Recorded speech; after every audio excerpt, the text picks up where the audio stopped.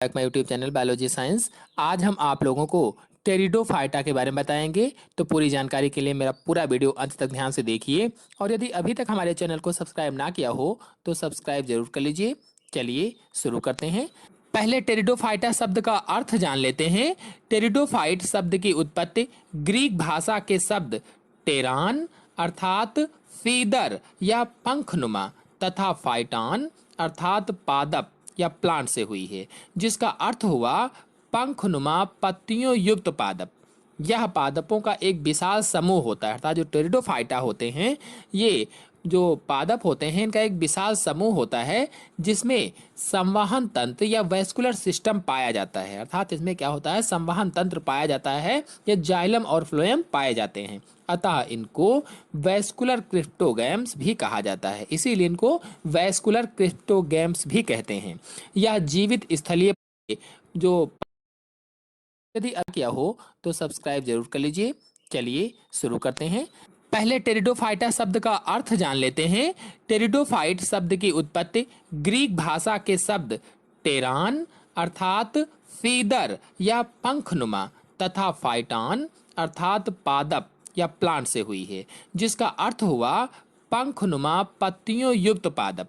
यह पादपों का एक विशाल समूह होता है, अर्थात जो टेरिडोफाइटा होते हैं ये जो पादप होते हैं इनका एक विशाल समूह होता है जिसमें संवहन तंत्र या वैस्कुलर सिस्टम पाया जाता है। अर्थात इसमें क्या होता है, संवहन तंत्र पाया जाता है या जाइलम और फ्लोएम पाए जाते हैं। अतः इनको वैस्कुलर क्रिप्टोगैम्स भी कहा जाता है, इसीलिए इनको वैस्कुलर क्रिप्टोगैम्स भी कहते हैं।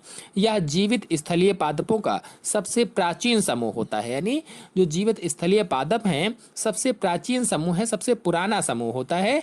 जीवाश्मी रिकॉर्ड के अनुसार टेरिडोफाइट्स 350 मिलियन वर्ष पूर्व प्रभावी वनस्पति थे। यानी अगर जीवाश्मों को देखा जाए, जीवाश्मों के रिकॉर्ड को देखा जाए तो उस रिकॉर्ड को देखते हुए जो टेरिडोफाइट्स हैं ये 350 मिलियन वर्ष पूर्व प्रभावी वनस्पति रहे थे। अर्थात इतने वर्ष पहले इनका प्रभाव अधिक था। इनमें पुष्प एवं बीज नहीं बनते हैं। इस वर्ग के पौधे प्रायः नम एवं छायादार स्थानों में उगते हैं, यानी इनमें पुष्प और बीज का निर्माण नहीं होता है। और जो टेरिडोफाइट्स पौधे होते हैं ये नम एवं छायादार स्थानों में उगते हैं। ये आकार में छोटे एवं प्रकृति में शाकीय होते हैं। होते कैसे हैं, छोटे से होते हैं और शाकीय होते हैं, शाक जैसे होते हैं। टेरिडोफाइटा पौधे ब्रायोफाइटा वर्ग के पौधों की अपेक्षा अधिक विकसित होते हैं। अर्थात जो ब्रायोफाइटा था उसमें पौधे जो थे वो अधिक विकसित नहीं थे, जबकि टेरिडोफाइटा के पौधे अधिक विकसित होते हैं। इसके अंतर्गत वे अपुष्पी पौधे आते हैं जिनमें वास्तविक संवहन ऊतक पाए जाते हैं। अर्थात इसमें ऐसे अपुष्पी आते हैं जिसमें संवहन ऊतक जाइलम और फ्लोएम पाए जाते हैं, इसीलिए इन्हें वैस्कुलर क्रिप्टोगैम्स भी कहते हैं। अभी आपको थोड़ी देर पहले बताया था, इन्हें इसीलिए क्योंकि इनमें जाइलम और फ्लोएम पाए जाते हैं इसीलिए इन्हें वैस्कुलर क्रिप्टोगैम्स भी कहा जाता है। इस वर्ग के कुछ प्रमुख लक्षणों को आपको बता देते हैं। तो इस वर्ग का पहला लक्षण है, यानी टेरिडोफाइटा का पहला लक्षण है, इस वर्ग के पादपों में जड़, तना तथा पत्तियां स्पष्ट होती हैं। अर्थात जो टेरिडोफाइट्स पौधे होते हैं इन पौधों में जड़, तना और पत्तियां स्पष्ट रूप से देखी जा सकती हैं, स्पष्ट रूप से होती हैं। अगला है, इनके संवहन ऊतक में जाइलम व फ्लोएम दोनों ही अल्प विकसित होते हैं। और जो इनका संवहन ऊतक होता है अर्थात जो जाइलम और फ्लोएम होते हैं वो अल्प विकसित होते हैं, जो जल व अवशोषित पदार्थों को जड़ से पौधों के दूसरे भागों में संवहन करते हैं। आप तो जानते ही हैं कि जाइलम और फ्लोएम का कार्य क्या होता है, जल व अवशोषित यानी अन्य खनिज लवणों को पौधे के एक भाग से दूसरे भाग में पहुंचाना। आपको बता दें यहीं पर कि जाइलम का कार्य होता है जड़ों द्वारा अवशोषित जल को पौधे के विभिन्न भागों में पहुंचाना, और फ्लोएम का कार्य होता है पत्तियों द्वारा बना भोज्य पदार्थ पेड़ पौधों के विभिन्न भागों तक पहुंचाना। तो ये संवहन ऊतक कहलाते हैं दोनों, अर्थात जाइलम और फ्लोएम संवहन ऊतक होते हैं। अगला लक्षण है, इनमें पुष्प, फल व बीज नहीं बनते हैं। अर्थात जो टेरिडोफाइट्स पौधे होते हैं इनमें पुष्प का निर्माण नहीं होता है, पुष्प नहीं बनते हैं तथा फल एवं बीजों का निर्माण भी नहीं होता है। जब पुष्प नहीं बनेंगे तो फल और बीजों का निर्माण भी टेरिडोफाइट्स में नहीं होगा।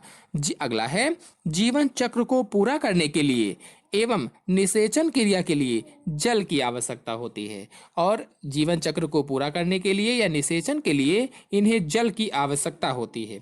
इनके जीवन चक्र में स्पष्ट पीढ़ी एकांतर क्रम में पाई जाती है, अर्थात इनके जीवन चक्र में स्पष्ट पीढ़ी एकांतरण पाया जाता है या अल्टरनेशन ऑफ जनरेशन पाया जाता है, जो विषम रूपी प्रकार का होता है, अर्थात दोनों पीढ़ियां आकारिकी में भिन्न होती हैं। अगला लक्षण है इनका मुख्य पौधा बीजाणोद्भिद होता है, अर्थात स्पोरोफाइट होता है, जो जड़, तना एवं पत्तियों में विभक्त रहता है या जड़, तना तथा पत्तियों में बटा हुआ होता है। अगला, बीजाणोद्भिद पौधे की पत्तियों की निचली सतह पर सोराई उत्पन्न होती हैं, अर्थात जो बीजाणोद्भिद पौधे होते हैं, इनकी पत्तियों की निचली सतह पर सोराई उत्पन्न होती हैं, जिनमें बीजाणुधानियां पाई जाती हैं। इन्हीं सोराई पर क्या होता है, बीजाणुधानियां होती हैं। अगला है, बीजाणुधानियां जिन पत्तियों पर उत्पन्न होती हैं उन्हें बीजाणुपर्ण कहा जाता है, और जिन पत्तियों पर बीजाणुधानियां बनती हैं, जिन पत्तियों पर बीजाणुधानियां उत्पन्न होती हैं, उन पत्तियों को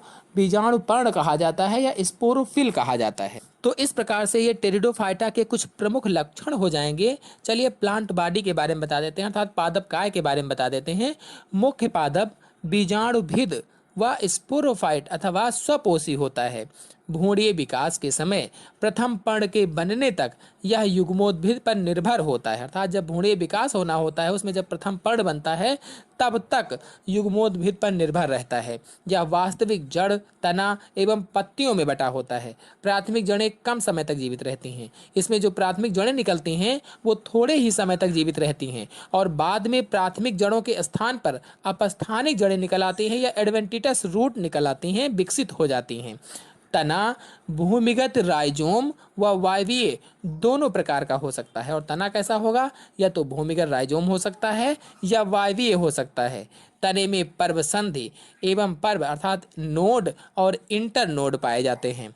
तना प्रायः शाखित होता है, शाखाएं पत्ती के कक्ष से नहीं निकलती हैं। जो शाखाएं होती हैं वो पत्ती के कक्ष से नहीं निकलती हैं, लेकिन तना कैसा होता है, शाखित होता है। चलिए अब आपको कुछ प्रमुख टेरिडोफाइट्स प्लांट के नाम बता देते हैं। इक्विसिटम, लाइकोपोडियम, सिलेजिनेला, डायोपटेरिस आदि ये जो पौधे होते हैं ये टेरिडोफाइट्स प्लांट होते हैं, टेरिडोफाइट्स पौधे होते हैं। आते हैं आपको आगे बताते हैं आंतरिक संरचना के बारे में, अर्थात इनकी एनाटॉमी कैसी होती है। तो टेरिडोफाइट्स में संवहन ऊतक जाइलम तथा फ्लोएम से बने होते हैं, यानी जो टेरिडोफाइट्स होते हैं इनका संवहन ऊतक जाइलम और फ्लोएम से बने होते हैं, जिनमें कैम्बियम अनुपस्थित होती है, अर्थात इसमें कैम्बियम नहीं पाई जाती है। जाइलम प्रायः वाहिनिकाओं से बना होता है। फ्लोएम में सहायक कोशिकाओं का अभाव होता है, अर्थात फ्लोएम में कैंपेनियन सेल्स का अभाव होता है, कैंपेनियन सेल्स नहीं पाई जाती हैं। पौधों में अंतस्थ त्वचा तथा परिरंभ से घिरा हुआ रंभ पाया जाता है, और जो पौधे होते हैं उसमें इंडोडर्मिस और पेरिसाइकिल से घिरा हुआ रंभ या स्टील पाया जाता है। इस प्रकार से ये इसके पौधे की आंतरिक संरचना हो जाएगी। थोड़ी सी जानकारी आपको टेरिडोफाइट्स में जनन कैसे होता है इसके बारे में बता देते हैं। टेरिडोफाइट्स में कायिक तथा लैंगिक जनन पाया जाता है, अर्थात जो टेरिडोफाइट्स पौधे होते हैं इसमें रिप्रोडक्शन कायिक तथा लैंगिक जनन द्वारा होता है, या vegetative reproductions and life cycle में स्पोर फॉर्मेशंस होता है। चलिए अब आप लोगों को टेरिडोफाइट्स का आर्थिक महत्व बता देते हैं, अर्थात economic importance of the pteridophytes के बारे में बता देते हैं, जिसमें से पहला है सजावट के लिए एज ए ऑर्नामेंटल प्लांट्स। तो सजावट के लिए के अंतर्गत फर्नों की अनेक प्रजातियों का प्रयोग बगीचों तथा घरों में सजावट के लिए किया जाता है, अर्थात जो फर्न होते हैं इनकी अनेक प्रजातियों का प्रयोग, इनकी अनेक जातियों का प्रयोग बगीचों तथा घरों में सजावट के लिए होता है। फर्नों की पत्तियों को फूलों के गुलदस्तों को सजाने के लिए किया जाता है, और जो फूलों के गुलदस्ते होते हैं उसमें फर्न की पत्तियों के द्वारा सजाया जाता है। अगला है औषधि के रूप में, एज ए मेडिसिन के रूप में किस तरह से प्रयोग किया जाता है आपको बता दें। लाइकोपोडियम नामक टेरिडोफाइट से प्राप्त औषधि का प्रयोग रक्तचाप, गठिया, फेफड़ों व गुर्दों की बीमारियों के उपचार में किया जाता है। यानी जो लाइकोपोडियम पौधा होता है, लाइकोपोडियम टेरिडोफाइट्स होता है, इससे प्राप्त औषधि का प्रयोग, इससे जो औषधि प्राप्त होती है उसका रक्तचाप की बीमारी में यानी ब्लड प्रेशर की बीमारी में, गठिया की बीमारी में, फेफड़ों में व गुर्दों की कोई भी बीमारी हो तो इनसे संबंधित बीमारियों में लाइकोपोडियम की औषधि का प्रयोग किया जाता है। इस प्रकार से ये औषधि के रूप में हो जाएगा, एज ए मेडिसिन के रूप में आर्थिक महत्व हो जाएगा। फिर अगला है भोजन के रूप में, एज ए फूड, भोजन के रूप में किस तरह से टेरिडोफाइट्स का आर्थिक महत्व है जान लेते हैं। अनेक स्थानों पर मार्सिलिया नामक टेरिडोफाइट्स के स्पोरोकार्प का प्रयोग भोजन के रूप में किया जाता है। जो मार्सिलिया पौधा होता है, इसके स्पोरोकार्प का प्रयोग भोजन के रूप में करते हैं। मार्सिलिया के स्पोरोकार्प में प्रचुर मात्रा में मंड पाया जाता है। भोजन के रूप में क्यों प्रयोग किया जाता है? क्योंकि जो स्पोरोकार्प होता है, यानी मार्सिलिया का जो स्पोरोकार्प है, इसमें अधिक मात्रा में मंड पाया जाता है। आइसोसाइट्स के घनकंद का उपयोग अर्थात आइसोसाइट्स के कार्म का उपयोग मनुष्य और जंतुओं द्वारा किया जाता है। इस प्रकार से भोजन के रूप में ये हो जाएगा, एज ए फूड हो जाएगा टेरिडोफाइट्स का आर्थिक महत्व। फिर अगला है जैव उर्वरक के रूप में, as a bio fertilisers. Azolla fern में नील हरित शैवाल पाया जाता है। जो एजोला फर्न होता है, इसमें नील हरित शैवाल पाया जाता है, इसलिए इसका उपयोग धान के खेतों में जैव उर्वरक के रूप में किया जाता है। जो नील हरित शैवाल होती है, आपको बता दें, ये धान के खेतों में नाइट्रोजन को स्थिरीकरण करती है, नाइट्रोजन स्थिरीकरण के काम आती है। तो एजोला फर्न में नील हरित शैवाल पाया जाता है और इसका उपयोग धान के खेतों में जैव उर्वरक के रूप में करते हैं। इस प्रकार से ये एज ए बायो फर्टिलाइजर्स के रूप में भी इसका आर्थिक महत्व है। फिर अगला है जीवनाशक के रूप में। तो जीवनाशक के रूप में कैसे होगा? लाइकोपोडियम प्रजातियों में पाया जाने वाला एल्कलाइड विषाक्त होता है। जो लाइकोपोडियम की प्रजातियां होती हैं, में जो एल्कलाइड पाया जाता है इसकी प्रजातियों के पौधों में, ये जो होता है ये विषाक्त होता है, जहरीला होता है। अतः इसकी सूखी पत्तियों का उपयोग जीवनाशक के रूप में किया जाता है। चूंकि ये होता है विषैला, इसलिए इसकी सूखी पत्तियों का प्रयोग जीवनाशक के रूप में करते हैं, यानी एज ए पेस्टिसाइड्स के रूप में किया जाता है। फिर अगला है जीवाश्म ईंधन के रूप में, एज ए फोसाइल फ्यूल। तो जीवाश्म ईंधन के रूप में टेरिडोफाइट्स का उपयोग किस तरह से होता है? आदिकाल में विशाल हार्स टेल्स, क्लब मांस आदि के दलदली मृदा में समा जाने से कालांतर में इनसे कोयले का निर्माण हुआ है। तो कुल मिलाकर के जीवाश्म ईंधन के रूप में कैसे करते हैं? कोयले का निर्माण हो गया है।